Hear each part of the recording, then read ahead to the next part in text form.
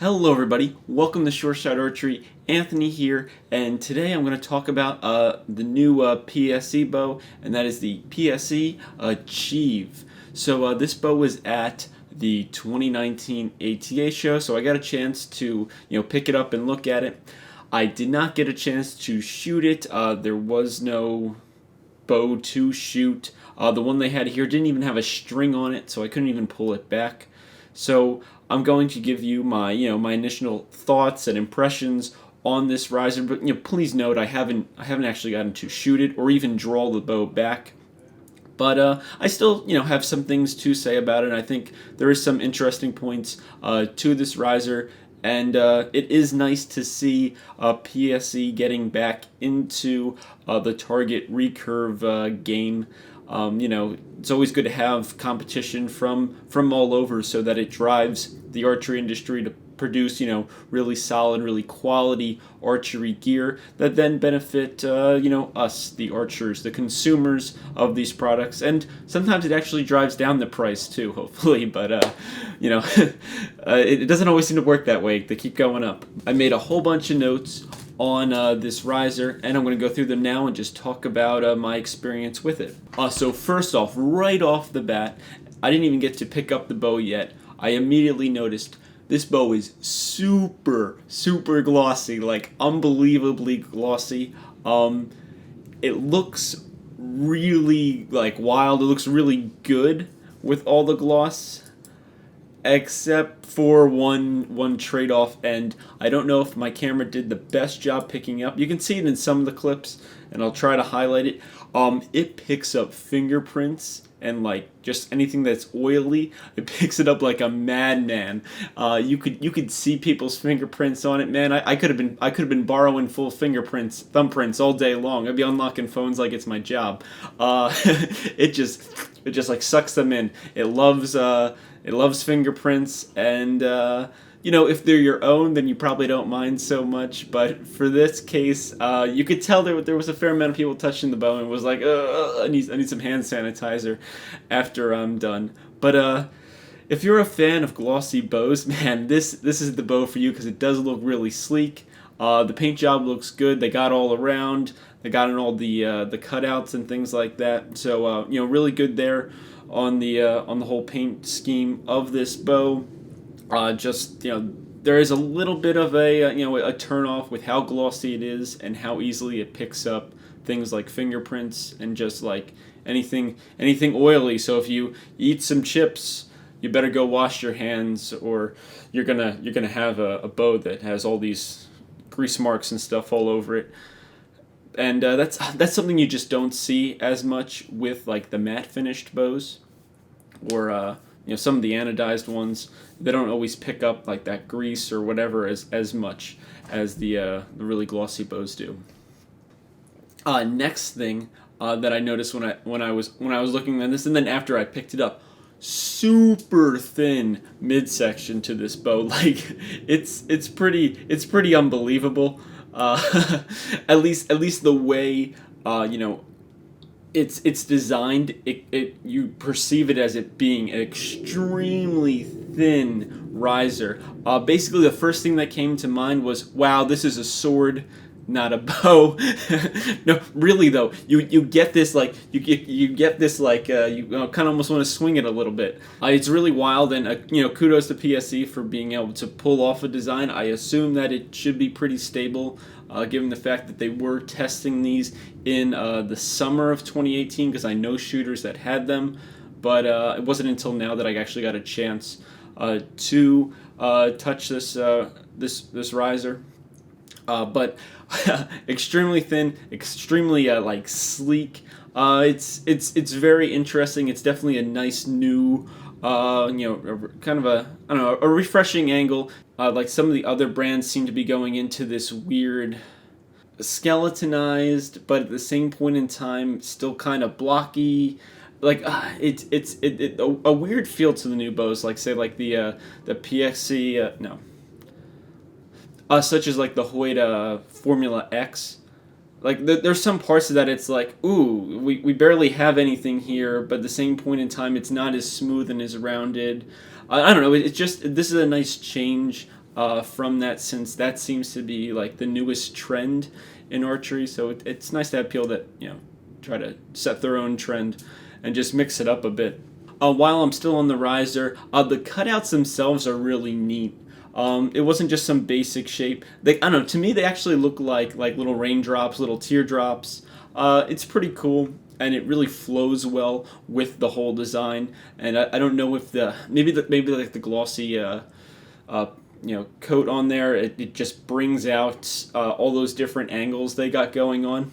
I tried looking it up, but I couldn't find, it's not available on PSE's page for some reason at the making of this video, so maybe they're updating it and I showed up at a bad time. But it almost reminds me like this riser should be like a casting, just how the all the curves and stuff are. Otherwise, I feel like it'd be a real pain to machine. But it's fine if it's a casting, as long as, you know, it's a high quality casting. A lot of the really cheap bows are castings, but it's a matter of how good your cast is. Of course, the one thing I feel like that's nice with the CNC and talking to people that manufacture things other than risers, they like the CNC stuff because you can really make sure you get all your tolerances on things correct. And if you don't have a good mold for your if you don't have a good mold for your casting, then that's probably a lot harder, at least from my understanding. I could definitely be wrong. But either way, though, it's still a nice riser, even if it is casted. It's probably CNC'd, but I didn't have any information on hand, and I couldn't find any that said if it was or wasn't. Another thing that was really exciting about this bow, it had a nice wooden grip. This is something that, some manufacturers are stepping away from and going to, plastic or, I don't know, like rubberized. I don't know, I'm really up in the air about it, and it's not really thrilling. I really like, the classic, wood grip. Theirs had a pretty good feel to it. You could definitely just buy this bow and then shoot it the way it is, or you could go throw some, like tennis wrap on it and make sure that your hand's definitely going to stay in place, and then just go shoot from there. You definitely don't need to go out and buy another grip. You could always add your own little modifications to it if you need to add putty and stuff onto it. But, very, really versatile for where it's at. You don't feel like you have to go out and buy another grip, which is nice because, the risers and stuff cost enough. So all this little, you gotta buy this and this and this after you already made this big purchase. It's just unnecessary, and I think it really brings down the sport itself. So this was a ILF riser, and I even got a chance to look at the limbs. They had a nice matte finish to them. Of course, I don't know how long this bow has been a display bow for, because the limbs did get beat up some. They didn't have chips or anything in them, but they definitely got scratched up a bit from people, people handling them, people not really caring because it's not their bow. So they're just checking it out and they're bumping it into things and whatever. But other than that, though, the matte finish on it was pretty neat. The PSE logo with the PSE logo and the Achieve logo on the limbs, nice and simple, but they do their job. They're nicely centered. I don't feel like the logo's falling off, unlike another brand that was here at the ATA show. So, great job for that. I really would have liked to be able to pull this bow back and, at least draw it back. Preferably, I would like to shoot this bow so I can really get a feel on, how it all, how it flows, how it goes, vibrations and things like that.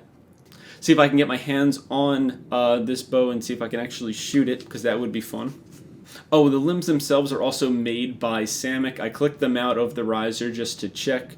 In the past I know PSE has used Win and Win limbs and stuff like that, so I was curious to see if they were still using another company or completely making their own. It doesn't matter. Samick's been known for making good limbs, and so has Win and Win, so I don't see an issue there. Unless it becomes one with a quality control thing and delaminations, but I don't know. I don't have any information on that. So from this point in time, I would say cool, go for it. As long as you're getting some limbs made, that's the way to go. So Now, two things I felt like this bow was missing. One of them is a little, slightly, I guess, more important than the other. Again, they're both minor. One was there was no rear weight mount under the grip. Most bows these days have one right under the grip, and I see some people use it. I personally don't use one. It doesn't. I see no purpose, major purpose for it. It's nice to have there in case I want to put some weight right under my grip. But this bow does not have that. Another thing it doesn't have is where the set screws are for the limb bolt up top. On the back side, some bows, those set screw holes are actually tapped, and you can actually screw in weights and stuff there. They are not on this bow. Again, pretty minor, but just the little things that you can add on to your bow. It does count, especially if somebody ends up looking to use this as, say, like a barebow, and they're trying to comply with world archery rules, but at the same time they want more weight on their bow. So I'm trying to look out for them where they can, in a way, expand to other markets other than just competition, Olympic recurve. There is a very big and blossoming like world archery style barebow division. You can just look at the Lancaster Classic. Barebow numbers for that shoot have gone through the roof, and it's really impressive. So with that, that pretty much wraps up my first look, my impressions of this riser. Overall, it's a nice riser. I think it's a viable option if you're looking to get into a high-end competition, Olympic style recurve riser and limbs. Other than that, I can't tell you much more because I couldn't even draw the thing back. So thank you so much for watching. Hopefully you enjoyed this video. I know I could only supply so much information because it's really all I had. But stay tuned. Maybe there can be more videos about this riser and limbs in the future. So thank you for watching. Please like and subscribe, and as always, happy shooting.